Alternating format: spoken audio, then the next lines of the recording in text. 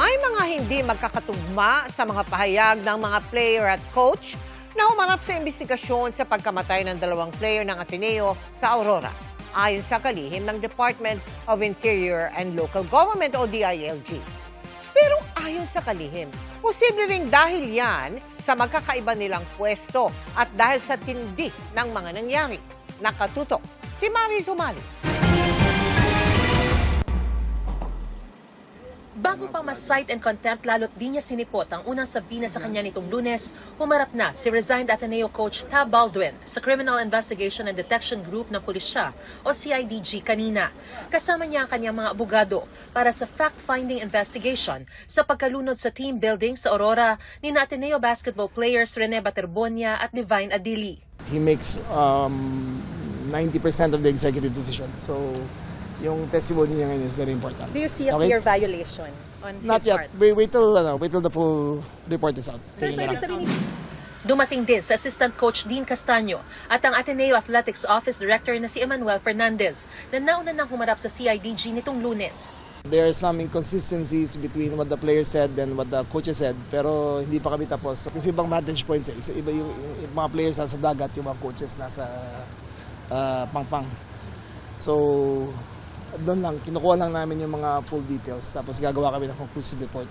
We are piecing together the testimonies of what makes sense and what doesn't. Sinusubukan pang makuha ng CIDG ang buong drone video ng rescue operation na kuha mismo ni Baldwin at kanyang assistant coach, bukod pa sa drone shot ng resort. Yung kita Baldwin, parang 2 minutes lang at the confusion with all, tas nag-fail yung drone niya. Pero yung the resort, I think, put up another drone and we're going to try to get footage. nauna nang sinabi ni Secretary Remulla na sa Martes na nila isusumite sa DOJ ang buong investigation report at rekomendasyon ng CIDG kung sino ang dapat kasuhan.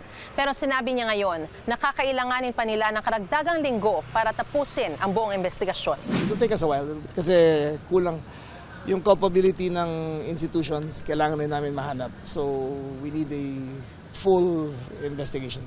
Hindi nakarating ang presidente ng Ateneo de Manila University na si Father Roberto Yap dahil graduation ng universidad, kaya isinagpi na siya para sa Huwebes. Hindi pa rin nagpapakita ang nag-resign na team manager na si Christopher Epo Kimpo. Si Assistant Coach Castaño naman pagkatapos sa CIDG ay humarap din sa National Bureau of Investigation o NBI. We came here today to submit our affidavit, the affidavit of our client, Assistant Coach Dean Castaño. So, well, it's our way of also for him also to show that he's willing to cooperate with the authorities. Dumating din sa NBI ang abogado ng Ateneo na kumakatawan kay Father Yap. Pero humingi siya ng hanggang June 26 para mabigay ang mga ipinasabpi ng student records at mga dokumento kaugnay ng programa.